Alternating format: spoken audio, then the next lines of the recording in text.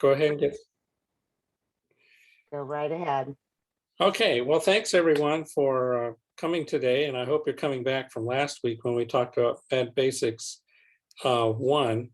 Now, just to sort of preface what we're doing today, some of the things we're going to talk about, we did talk about in part 1. Today, I'm going to do a little bit more drilling down into the details and show you some more in-depth things on what we were really talking about in part 1. So both part 1 and part 2 are things that you really want to review. So today we're going to talk a little bit more about prescription medications, packaging those and storing them. And we're going to talk a lot about how your facilities should handle your consumers' medications. I've got some really good things that you can download for your facility that'll help you to keep track of what's going on with their medications. We're going to talk a lot about medication administration because you do assist our consumers with all the various routes of administration that we talked about last week. So I'm going to show you some videos on how you do some of those things. We're going to go again, we're going to review how to do safe med administration to avoid the most common errors that we see. And then talk some more about documentation. I have a link to a really useful medication administration record if you would want to consider looking at that for your facility. So remember, in terms of security, that the medications need to be stored in a secure way and only accessible to those people who have responsibility for overseeing their use and assisting consumers with medications. So they should be in a secured and locked place. That will prevent anyone from getting in there who shouldn't. We do occasionally see some event reports along those lines. Also, if they happen to be, for whatever reason, there were some children in the house, we want to protect them. So again, your facility should have a designated set of people who are going to be in that area.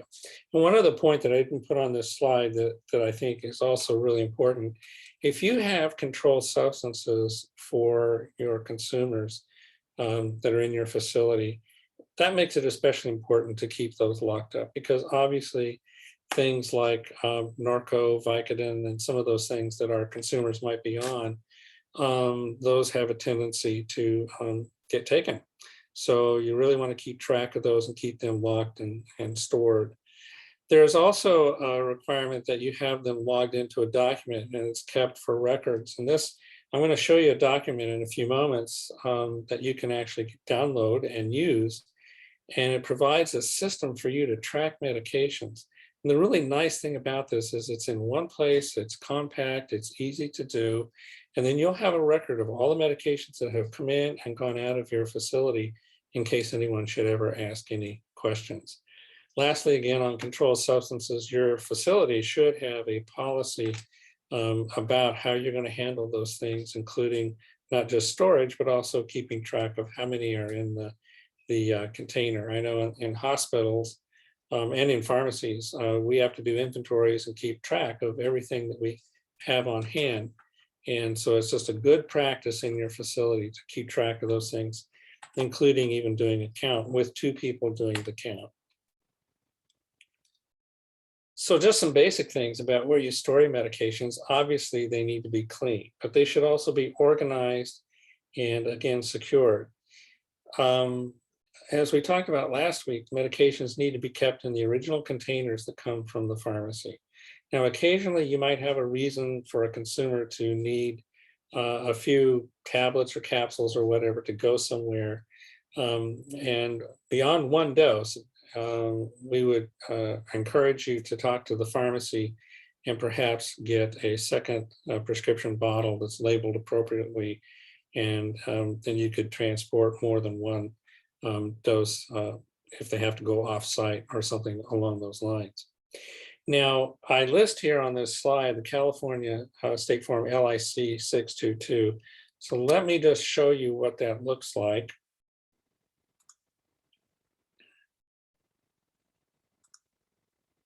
Okay, so this again is something that you can get down off of the HHS website.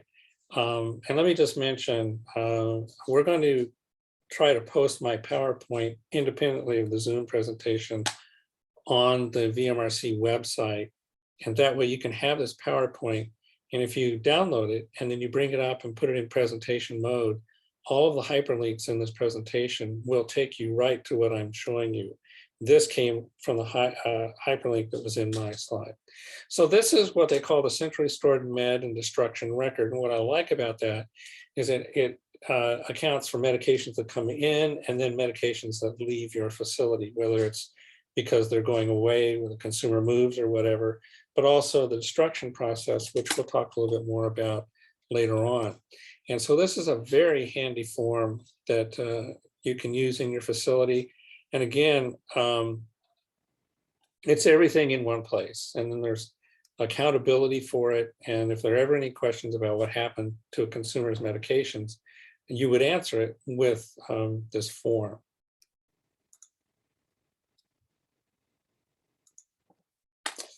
So another thing to consider, oops, excuse me, get ahead of myself there.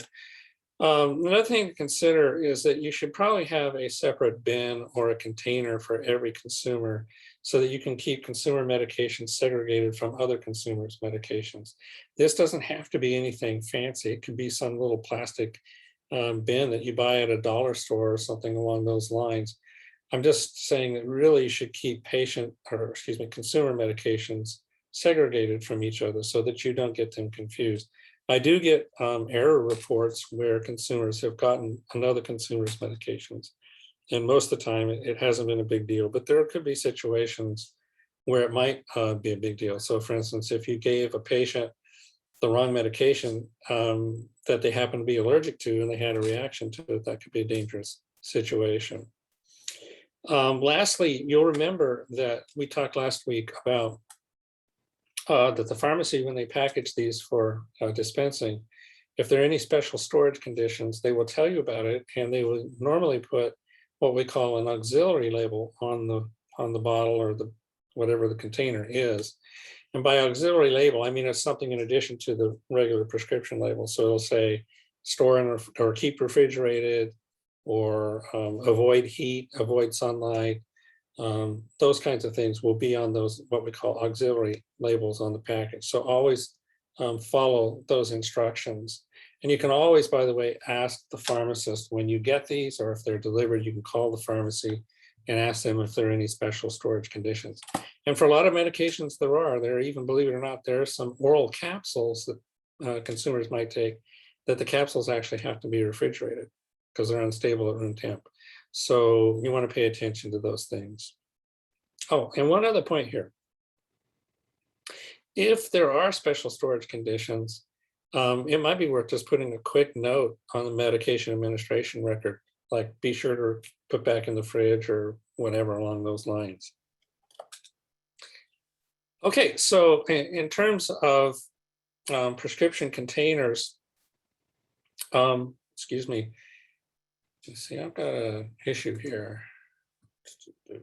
Okay, so again, if you keep a person's medications in the original prescription containers, it helps to avoid giving them incorrectly. It also, it's the law. And in this area, the California State Board of Pharmacy for us is the body that regulates how medications are dispensed and all of the things around that. And so they're not to be placed in the other container. So for instance, if you have a consumer who's going to go to a daycare program or something like that, and they're going to take 2 or 3 doses, or they're going to go home, for a visit, there are procedures you need to follow along those lines. And so you don't just put these things in an envelope or something along those lines. Now, it is okay to place 1 dose of a medication into a sealed envelope if that's all that's needed, but no more than 1. And what you should do is label it with the consumer's name, your facility name, what the name of the medication is, and that comes off of the prescription bottle, and then when it's to be taken. And I would be very specific, like take this at 12 o'clock noon or whatever it is, but no more than 1 dose can be sent out in that manner. And this is per the state. Now, there's some areas where you do not want to store medications. Like today in Stockton, it's supposed to reach about 100 degrees, which means that inside of my truck this afternoon, it's going to be probably 110 or more degrees inside that truck. And medications tend to be sensitive to changes like that with that kind of heat, and they can degrade faster. Similarly, you don't keep them near heat sources in your house, like the stove or other major appliances. Not a good idea to keep medications, for instance, on the top of a refrigerator, because that generally is a warmer area. You don't want to keep it in the bathroom because generally there it's not so much a temperature thing, but it's a humidity thing, because the bathroom, when we take showers or whatever and we get steamy, that humidity can affect the stability of the drugs.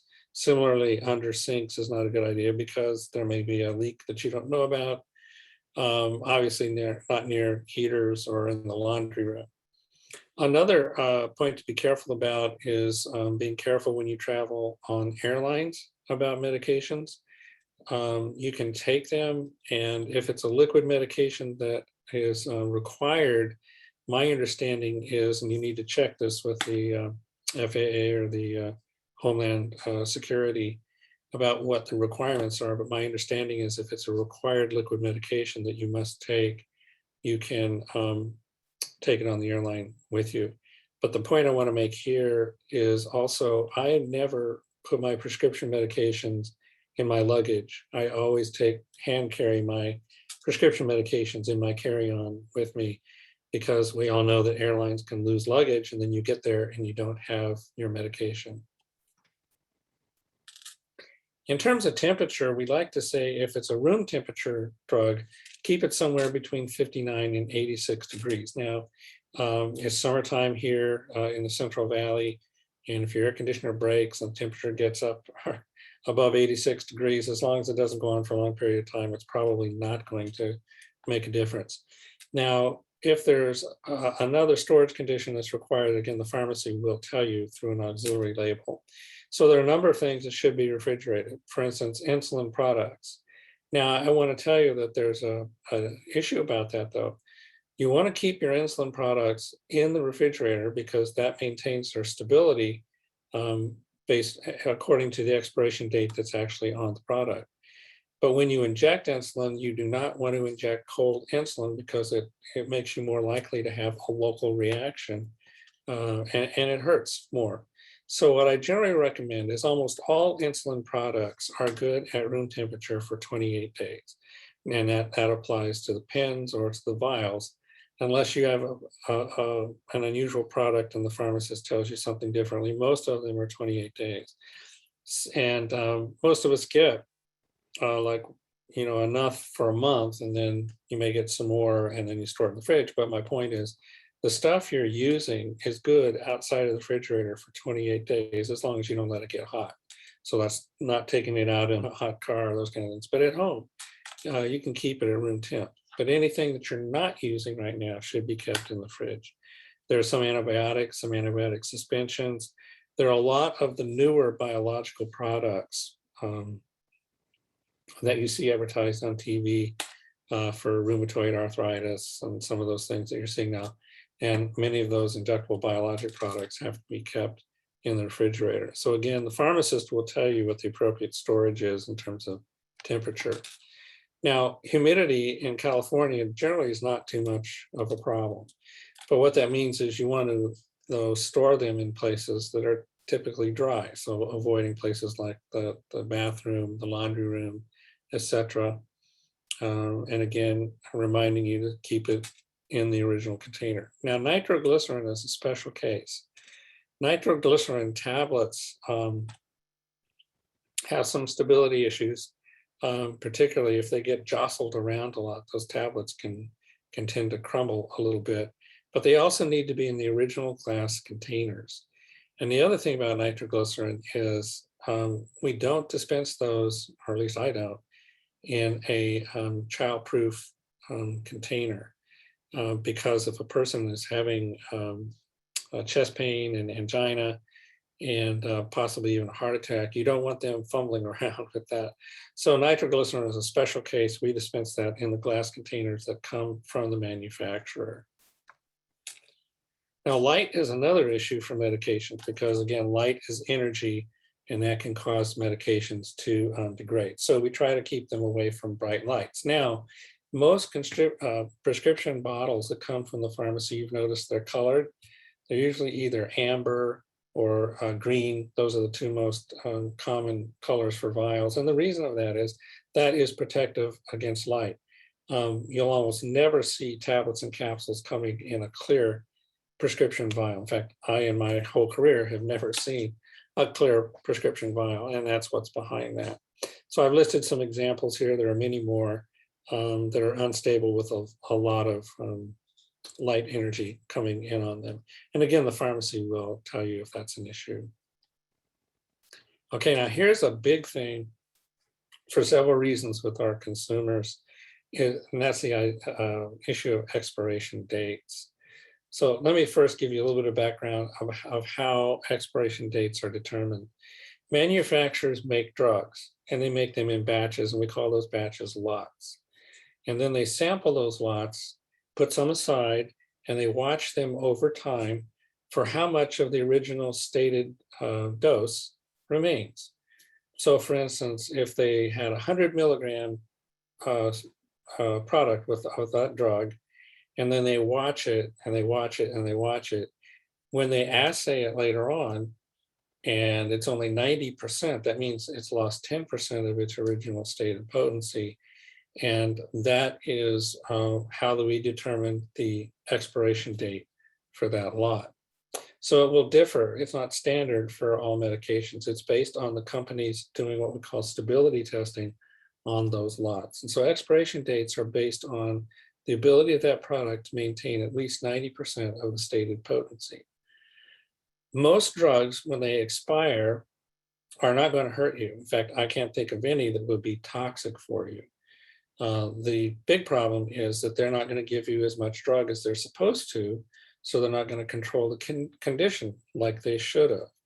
So from an efficacy standpoint, using expired drugs is not a safe practice to do. And so we want to encourage you on your consumers' medications to watch the expiration date.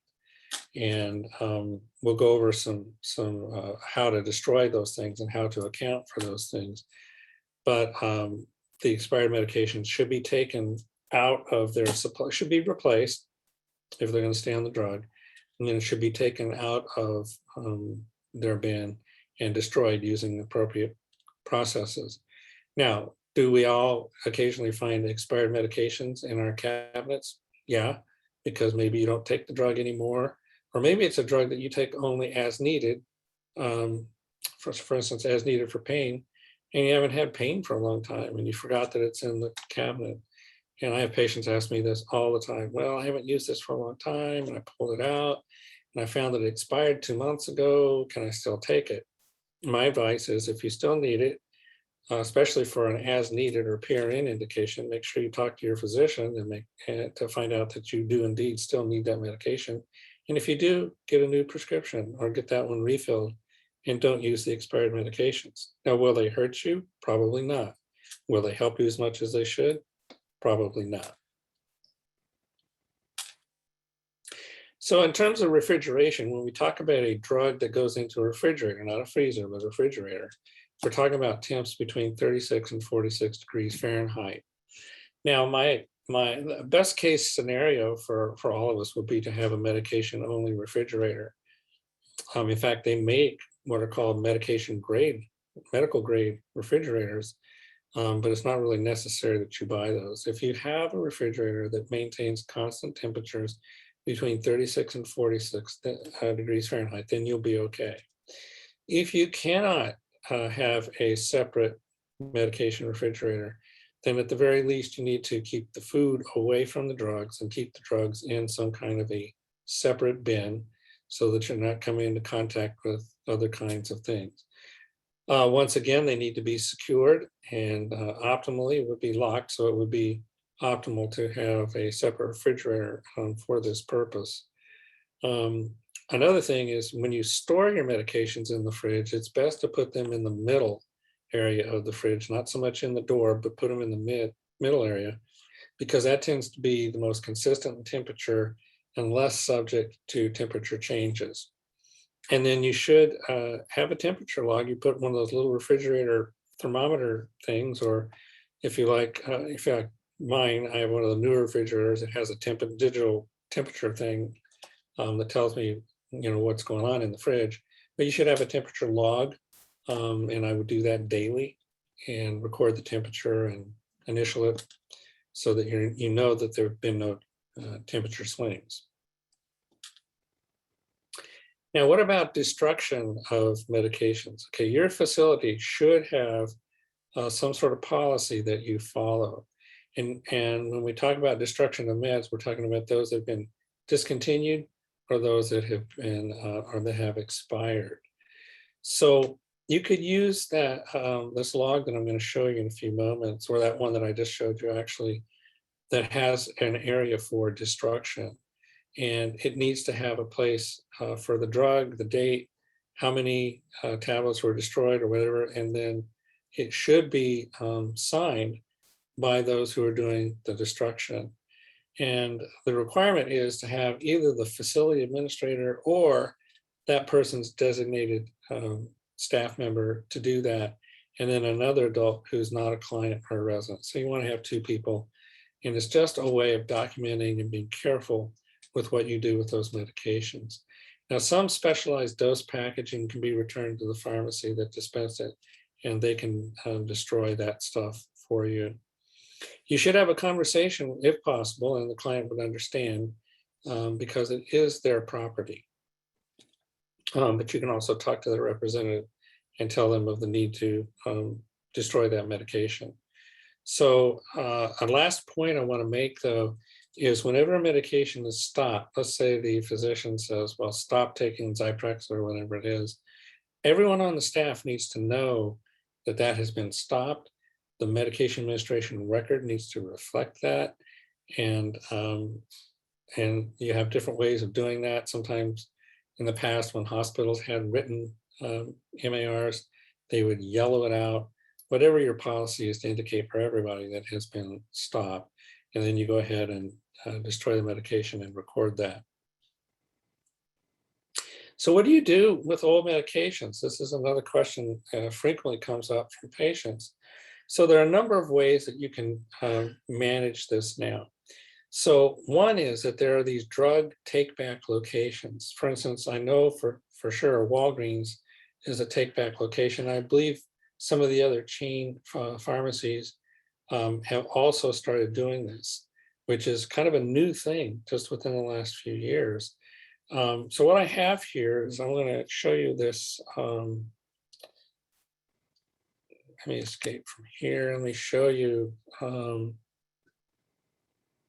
how you can find these places. Let's see, boom, there we go. So this is the US FDA's website. And again, if you go to this link, or if you don't have a link, just Google up FDA drug take back and you'll come to this place here. And they'll show you all of the different places that you can go to. There's permanent collection sites. There's places by the DEA who do take back of controlled substances. So you can find all this information on that website if you want to know where to take something back.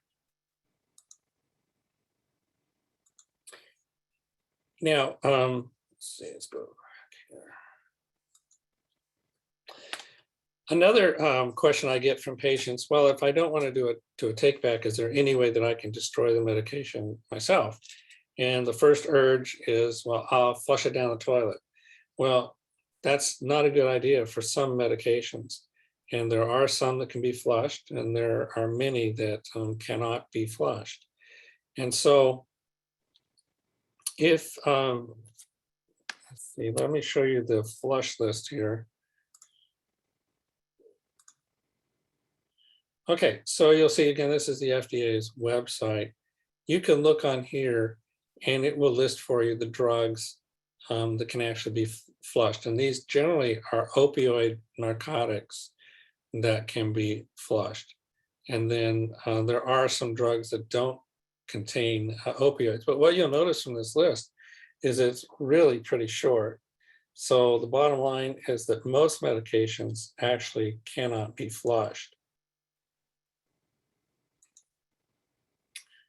But then what do you do with those that can't be flushed? So I have a good diagram of that for you here too.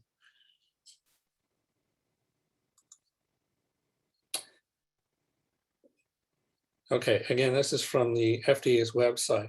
So the easiest thing that I tell patients to do, if you don't want to go to one of these take back places and you can't flush it, is you take the medication and you mix it into something that nobody's going to eat. Nobody's going to mess with dirt. Nobody's going to mess with cat litter, used coffee grounds. You can put those into a baggie, and then you can put the drugs into the baggie with it and kind of mix it all up and seal the plastic bag. And then you can actually throw that away in the garbage.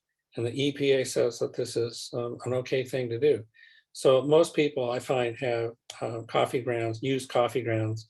Just put them in a baggie, put the stuff in there, kind of squash it around a little bit, close up the baggie, toss it in the trash, and you'll be okay. But one other caution about prescription labels, I never let those things go out of my house. They have prescription numbers. They don't really have a lot of your own information where they could like do identity theft, I think, but they do have prescription numbers. They have the drug that you're taking. It's just not information that you want out there shared with people. So I always peel the label off and put it either in a shredder or some kind of a disposal thing where people can't get a hold of it. So don't forget to take that label off of there.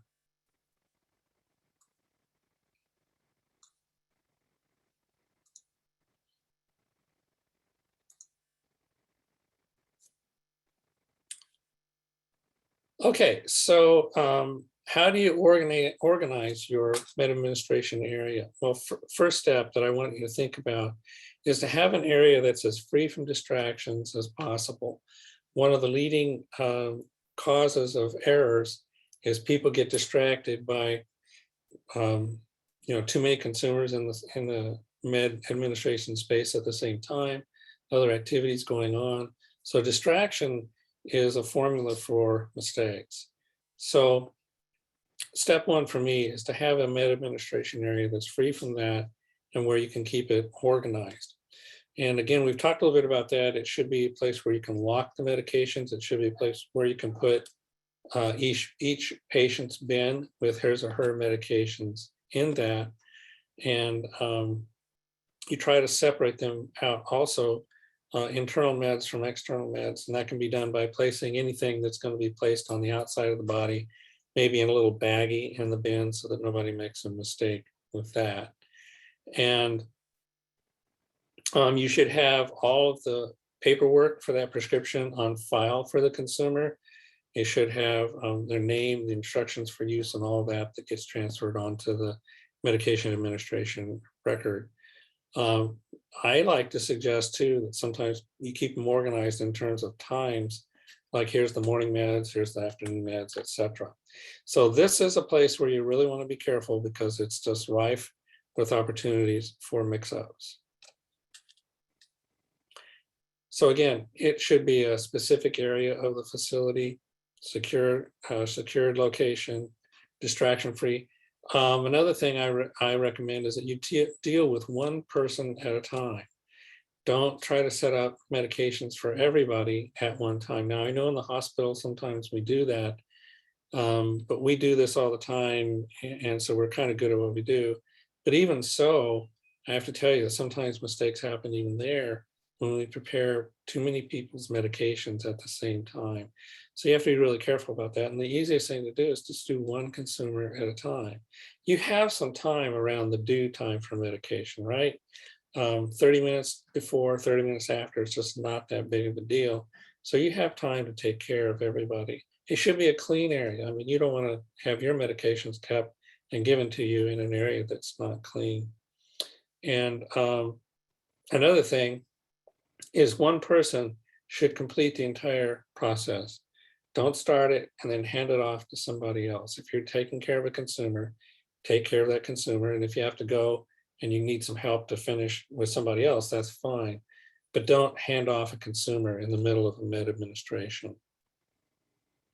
I just put a picture here of some of the things that our consumers' medications might be placed into, and these are certainly appropriate for many of them. These are really what we call adherence or compliance aids to help people remember when to take their medications. Normally, if you have a consumer that's taking his or her medications relatively independently, they may have someone who helps them place them into these packages or these cassettes to help them know when to take their medications, and that's perfectly fine. Now, these containers that I just showed you, like the bubble packs, they're prepared usually what we call, um, a closed pharmacy, closed door pharmacy, who takes care of long-term care facilities or things. But any pharmacy might be willing to do that for you. Don't try and play with these and replace medications or anything like that. You need, if there's any correction that needs to be made, you need to take that back to the pharmacy where it came from. And if meds require destruction from these things, usually you can take those back to the pharmacy and they'll do it for you. Okay, let's talk about assisting our consumers with medication administration. Okay, you've seen this slide before about what you should know about medications. You should know what the name is. The name of the container should match the medication administration record. Some idea of what it's used for. It's absolutely necessary, though, if you're giving an as needed, or what we call PRN medication, you must know what that's for. How's it supposed to be given, route of administration, those kinds of things. How long, should be given with food or not with food. Some idea of side effects. And last week we talked about medication information that you can get on your smartphone using the app Epocrates, or go to the website DailyMed, etc. I gave you some references of where you can get good drug information, and your facility should have that available for you. So we come to the 7 rights, which could be the 8 rights, could be the 9 rights. There's all kinds of lists now of rights. It used to be the 5, and then they've expanded. I've included 7 here. I suppose people could come up with more than this on this list, but I will guarantee you between part 1 and part 2 of this program, you will have known everything you need to do for your patients. However, I do think that this list here is something you should be able to recite as you give medications. Is this the right patient? Well, how do you know? Well, if they're in your facility, I suspect you probably already know them. In the hospital, if you go to the hospital, we're going to ask you for your name and probably your birthday, or we're going to compare you to the little wristband that you have, but we're going to make sure we know who you are. Is it the right medication? Compare what's on the label to what's on the medication administration record. Is this the right drug? Am I giving the right dose? Now here, I'm not so concerned that you know the difference between 250 milligrams and 500, because that's up to the prescriber.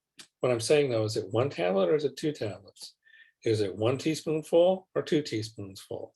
It needs to be whatever's on the MAR.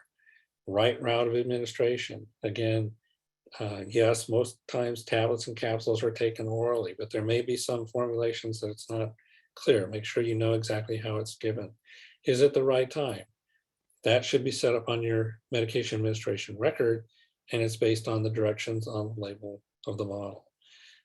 For PRN medications, you need to ask yourself, is it the right reason? Okay, is the person complaining of fever, or is he complaining of nausea, or whatever it is that it might be an as-needed medication? Make sure it's the right drug for the right reason.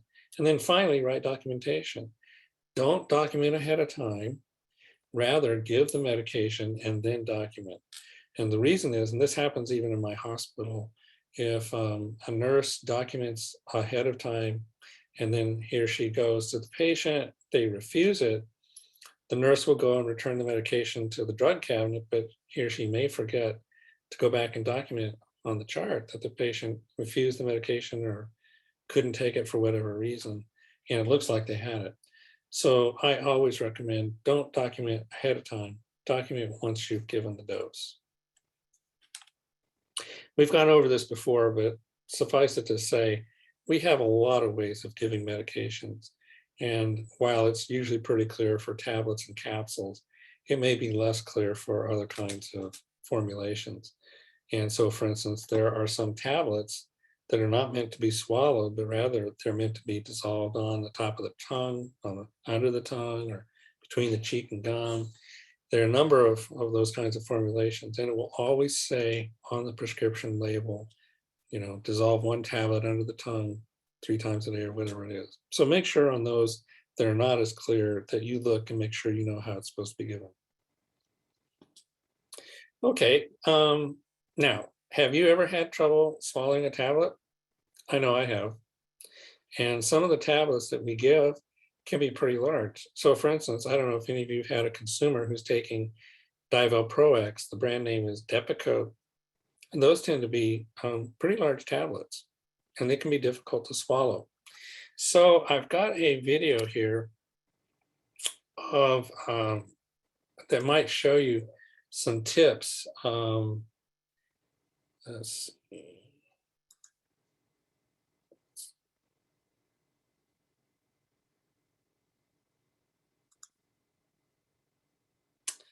Okay, let's take a look at this. It can sometimes be difficult to swallow pills, which can make it challenging to take medications. Luckily, there are different tips for making it easier to swallow pills. You can try placing the pill on the back of the tongue or getting it there by tipping your head up and shaking it back and forth, taking a sip of water and moving your head in position and swallowing. Another technique is using a plastic water bottle. Place the pill on the back of the tongue, seal your lips around the bottle opening, suck in a mouthful of water, and swallow. Your pharmacist can also work with your doctor to find a pill that can be crushed or broken open. Some capsules can be opened and the contents swallowed with soft food such as applesauce or pudding. Your pharmacist can also work with your doctor to find a medication that comes in a different form, such as a liquid or dissolving pill.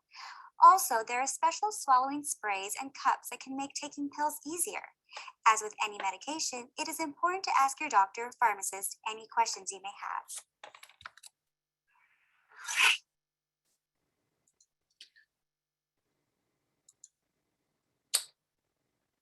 Okay, let's get back here. So she made a point about different formulations might be possible, and we talked about this last week. I get emails occasionally from service coordinators who tell me that their consumer is having trouble swallowing a medication. Is it possible to give by injection? And sometimes what I find is that there's also a liquid or suspension formulation of that medication available. So for instance, let's say your consumer is taking risperidone, the brand name is Risperdal, and they have trouble with the tablets. Well, in fact, there is a liquid formulation of that can be given. So if you have questions along those lines, you can actually talk to your pharmacy. Pharmacist will know, or you could email me at pharmacist@vmrc.net, and I can take a look for you and let you know if there's a liquid or suspension formulation or an orally disintegrating tablet or something along those lines. Now, there are some tablets that in fact we crush, and they make these little crusher devices where you put the tablet inside of a paper medication cup and fold up and put it in there, and then you can crush it, and you can mix it with applesauce or something along those lines. However, there are a number of formulations that we cannot crush, and these tend to be the ones that are the long-acting, or what we call sustained or extended release formulations. And those are designed to not be crushed. They have to be taken whole. So I've listed on this slide here, I'm not going to take you to it right now, but this is a place you can go. The ISMP is called the Institute for Safe Medication Practices. They have a list, it's called the Do Not Crush list. You can go there if you want to look it up from your facility. The easiest thing to do is if you have a medication or a tablet, say that a consumer is having a hard time swallowing, call the pharmacy. See if it can be crushed, and if not, if maybe something else can be done if the consumer simply can't take it. Now, another formulation that I find some people have a challenge with, and that's how to use a metered dose inhaler. So I have a little video from YouTube that I'm going to show you on this, but before I do that, Let me just say that there are a number of different products out there, inhaler products, and they all tend to be different in terms of how you set them up to be used. And one of the things you can do is they generally come with information leaflet when they're dispensed from the pharmacy that show you how to do this. But you can always ask the pharmacist, because I find even myself, a new inhaler comes out, I have to read about it because they're not always intuitive about how they work. So let me show you a generic sort of how to do a meter dose inhaler. Remove the cap from the inhaler.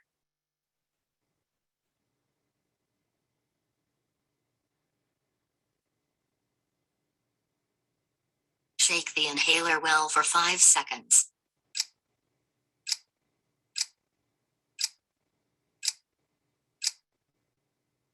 Hold the inhaler firmly by placing your index finger on top of the canister and thumb on the bottom of the mouthpiece.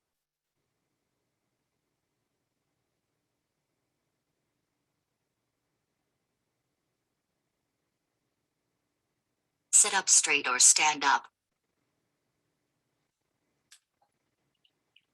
Tilt your head back slightly.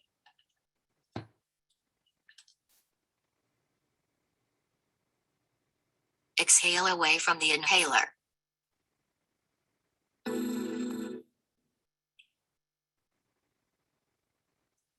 Put the inhaler in your mouth. Press the inhaler and start breathing in at the same time. Take a slow and deep breath.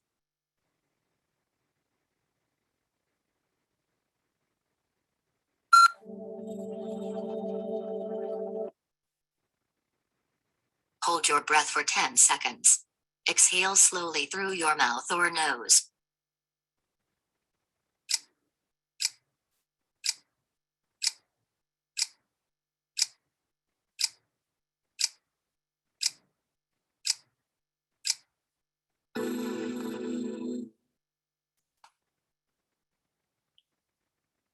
Repeat 2 to 8 steps after 30 seconds if another dose is required. If you are using a corticosteroid medication, rinse your mouth after all doses are complete.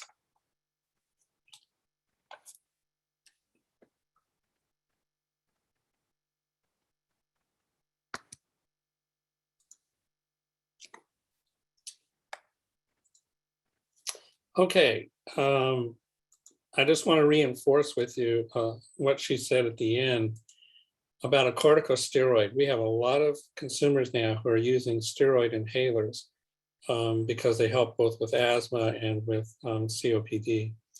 But once you use those, you want to make sure that the mouth gets rinsed out, because if you don't, the steroid can stay around on the mucosa in the mouth, and it can cause thrush, which is a fungal infection.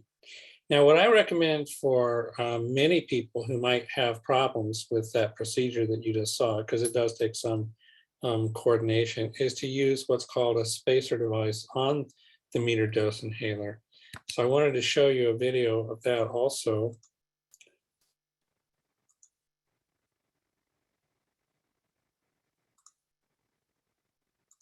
Remove the cap from the inhaler.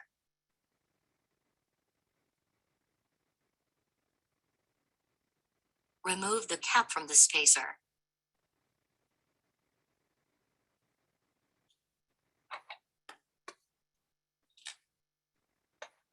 Shake the inhaler well for 5 seconds.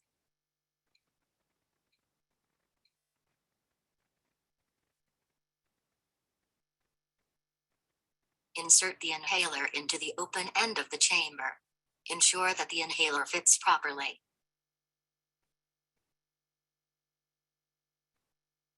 Sit up straight or stand up. Tilt your head back slightly. Before starting to inhale, breathe out completely away from the spacer.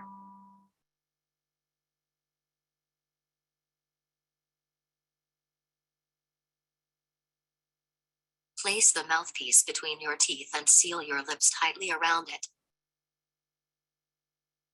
Press the inhaler once, and then breathe in steadily and deeply.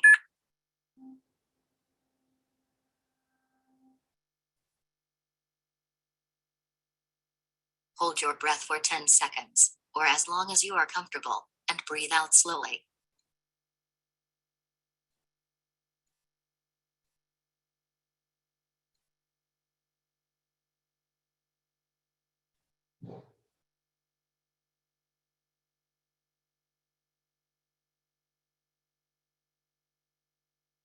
Repeat steps 3 to 10 after 30 seconds, if another dose is required.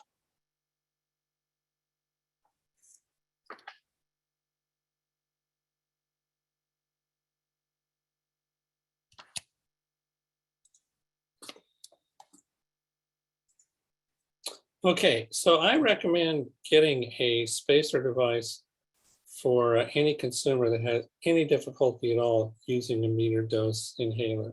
That device just takes the guesswork out of it. And the way it works is if you have that device on there and you activate the inhaler, the gas goes into that chamber, it expands, and then it sets there until you breathe it in. And that way it gets more deeply into the lungs. If you don't know how to use an inhaler without it, there's always the risk that the stuff can get sprayed onto the inside of your mouth or whatever, and it won't be as effective. Now, we've done this before on how to give insulin from a vial. So I'm not going to actually show that video today. This is a hyperlink that you can use if you download the PowerPoint. But in case that you're helping a consumer use insulin, these are good videos to watch, either using it from a vial or using it from a pen. We'll cover this when I do my diabetes talk a little bit later. Now, I wanted to talk with you just for a few moments about the most common errors that we see at PMRC, and then some things that we might do to be able to reduce the risk of these things happening. Missed doses is probably the most common event report that I see. It can happen because of mistakes, either through staff error, or it can happen because of consumer errors if they're involved in their medication administration and they have some independence with that. They may forget to take it. But there's also deliberate non-adherence where they just don't take it because they don't want to. And in those cases, you may or may not be able to influence them. Other things that I see are wrong times. And that usually is not just, oh, it was supposed to be given at 9 o'clock and I didn't give it to 10 o'clock or 11 o'clock. It's usually, oops, it's now evening time and I see that the morning dose is still in the cassette or whatever, and it hasn't been taken. What do I do then? Wrong patient comes up occasionally, and almost always when I see that, it's a staff error because of distractions and the person didn't pay attention to who he or she was working with, and they were making up more than one consumer's medications at the same time. And the next thing you know, one is inadvertently given to another. I have seen a few incident reports where the consumers actually came into the med administration record and took somebody's medications on their own. In one case, the guy took it and ran away and into the house and took it. So you want to be careful about that. Another big area of concern is medications being forgotten when the consumer is away from the facility, particularly when they go for an extended period of time, like a weekend or longer. And family or whoever's taking care of that person forget to give them their medications. So let me just tell you something that you can do to reduce the risk of that happening. You should have a transfer of care form for your medications that are going to go with the consumer. So for instance, if they're going to go away for the long weekend with the family, there should be this transfer document that lists the medications, lists the times that they're supposed to be given, and actually were they given.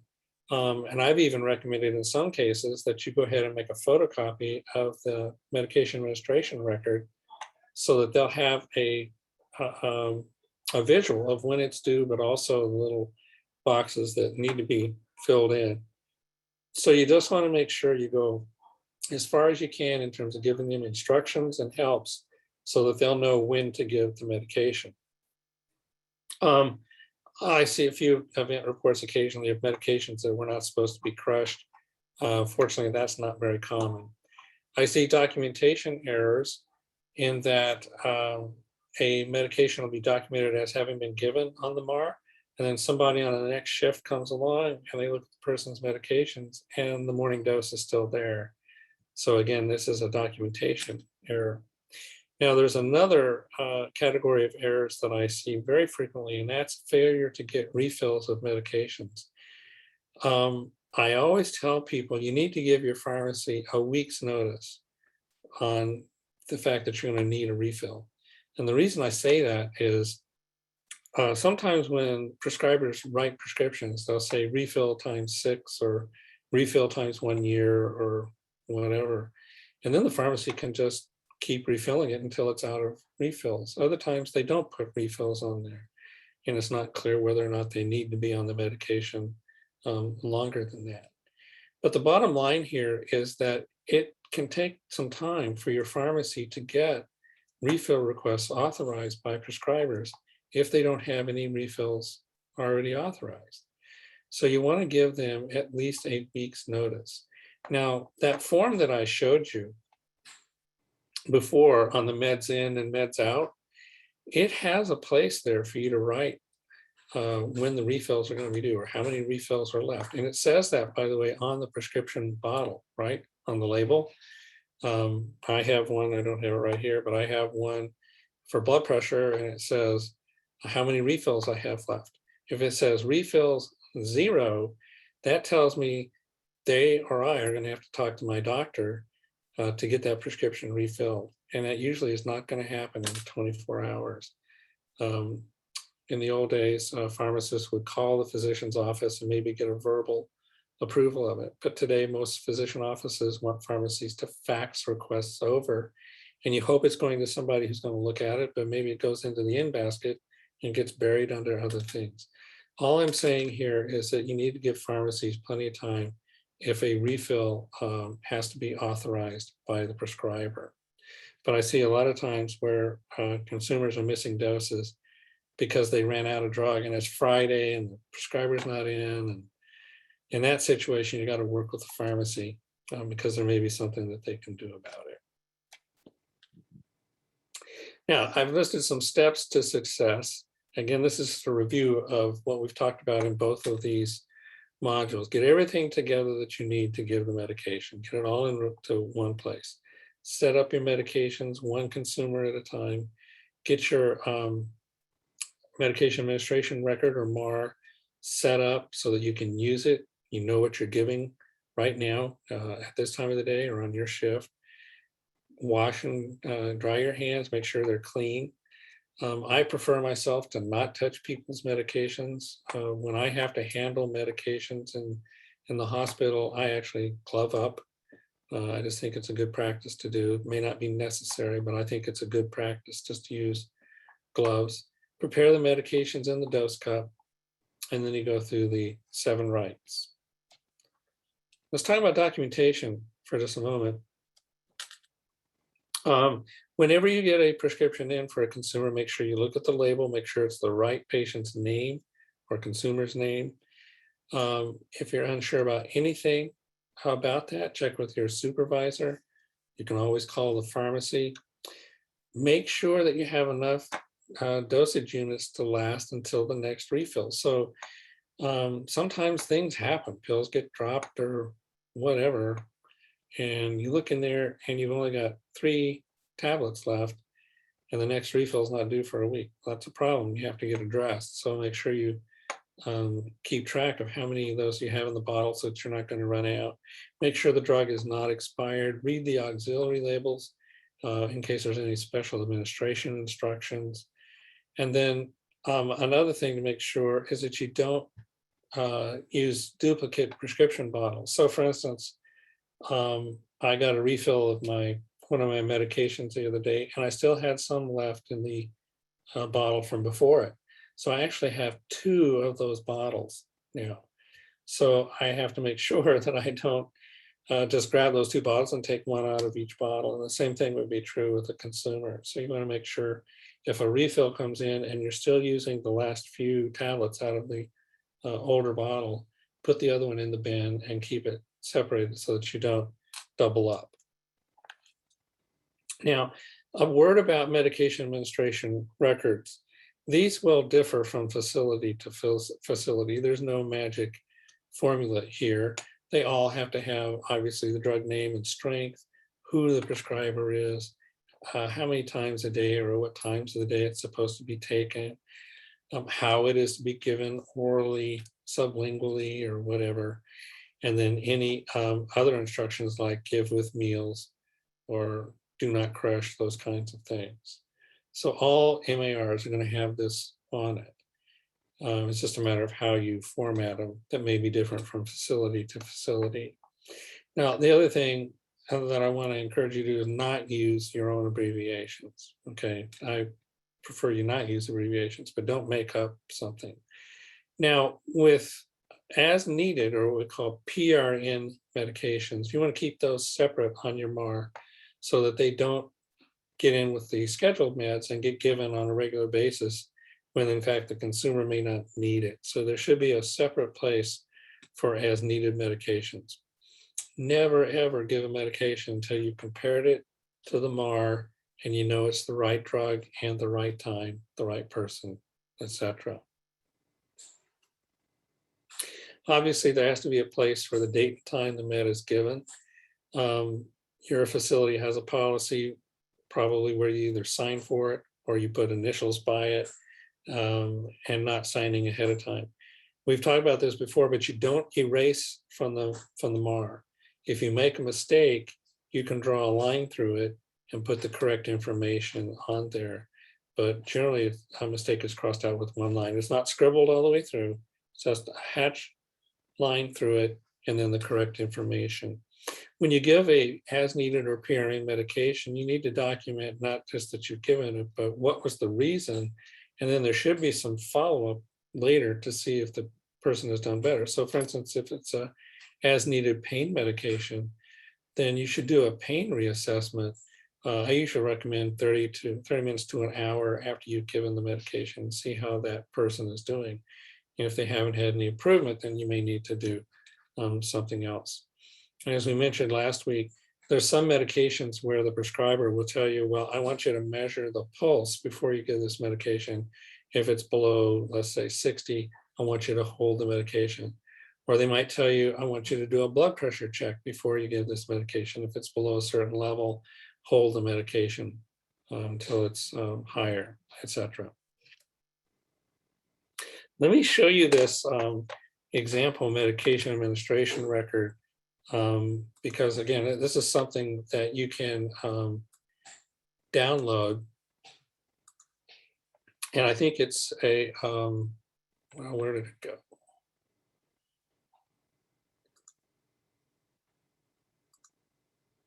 Yeah, here we go.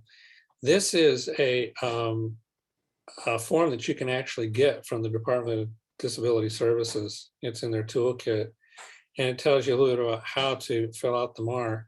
But here's what I really wanted to show you is that it's a standard form that has all kinds of information about your consumer, their name, date of birth, all those things.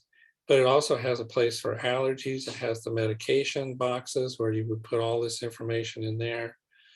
And so if you need a MAR, I recommend this. This is really a very good example. And notice down here that the PRN medications are in a separate place on that medication administration record.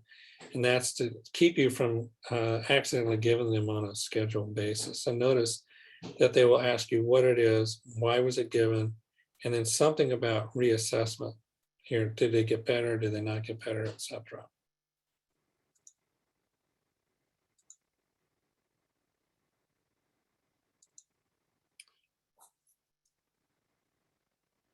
Okay, so again, in terms of documentation, obviously, like we said, document how well it worked for the PRN reason.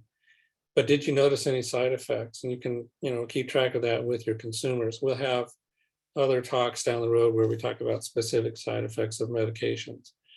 Are there reasons why the medication was not given? Like the consumer refused, or consumer was not here at that time, or whatever. Need to make that note on the MAR so that it's complete. Now, please, again, watch your consumers' medications and make sure if they're getting low that you get that refill ordered. And then if you're going to destroy anything that's expired or discontinued, make sure you use that centrally stored medication destruction record.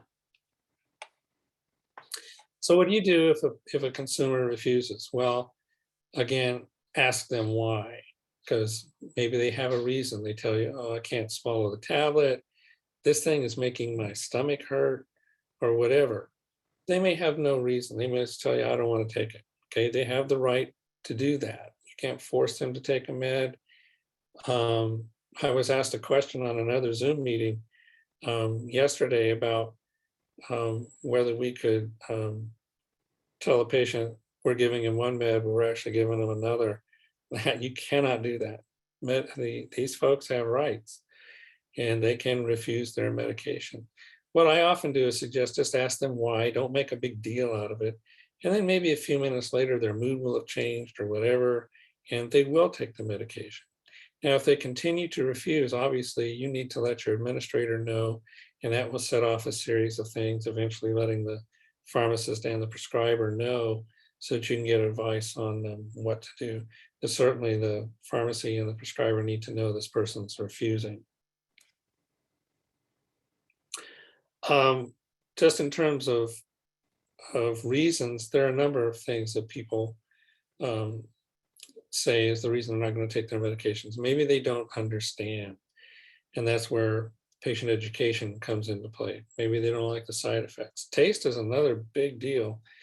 Some medications we can do something about taste, some we just can't. So for instance, if you're taking a liquid formulation of a steroid, I'm sorry, it's terrible, and there's nothing I can do about it. I can't flavor much about it. But there are other reasons. There are some cultural reasons. There can be religious reasons. There are some medications that actually may have some animal byproducts in them, and certain religions may have restrictions on those kinds of things. So there are a number of reasons that people may refuse. So again, just trying to find out what the reason is, talking them through it. Are they refusing other kinds of medical treatment, which would be a bigger problem? So again, wait a while and try again. See if you can talk them into taking it. If there's a responsible person who wants to know, you might let that person know. Notify the prescriber. Obviously, prescribers need to know they're not taking their medications. They will tell you what to do. And a special incident report should be completed documenting the refusal. And then you observe the person, make sure that at least they're okay. And if they're not okay, then you need to follow up on that. You can also consider like changing the time of administration. If taking it interferes with the person doing something at that time, just you can change the time. We talked about this before, that if a prescriber writes, take this medication 3 times a day, that doesn't necessarily mean every 8 hours. If they want it every 8 hours, they'll say take 1 tablet every 8 hours. If they say take it 3 times a day, generally what we're talking about is sometime in the morning, sometime in midday, and sometime late evening. Okay. So within that, you can adjust the times. That's perfectly fine to adjust that. So if it's interfering with something, if the med administration interferes with something they want to do, like if they're fixated on a certain TV program or something, just shift the time a little bit and they'll be okay. Make sure that the ICP includes any notes about refusals and what's been done about it. Get other people involved to try and motivate the patient, but make sure you document all of this. So another thing that we want to talk about is what if patients go out of your facility with medications. And it's one of the most common reasons I see a special incident report filed. So consumers are responsible for themselves to some extent. They get to go to day programs or to whatever. And if the person can take their own medications, the physician or prescriber has to let you know that they can have responsibility for doing it independently. Now, if they're going to leave your facility and go somewhere, I suggest you make contact with that person who's going to have the medications and let them know that meds are going to be coming with this consumer and what any special needs might be surrounding that. I recommend two things. I recommend that you have a transfer of medication form where you put the medications in there, who they're for, what they are, what they're for, and all that, when they're to be given. And then I also suggest that you just take a photocopy of the medication administration record and send it along. That way they'll know and they can document when they actually gave the medications. Now for travel, again, you're going to prepare the meds. They're going to go in their original prescription bottles. So you put them in a container or a bag or whatever that is and seal it up. And then when you transfer the meds, you get the form signed by the person. You're going to do the same thing when they bring the medications back. So that way you can track this. So if you don't have forms like this, just contact us. We have some examples that we can put into your hands. So that is it for part 2. I appreciate your being a part of this. The quiz is going to be available just like always by email. Simply email Vicki Fisher at vmrc.net to get a copy. Once you receive it, then you can complete it. You can either send her the answers or you can complete it and scan it and send it to her. I put the wrong name in the slide. It's actually Vicki who will handle this for you. She'll review your quiz and you get 6 out of 10 questions, then you get credit for it. So with that, let me ask if there are any questions.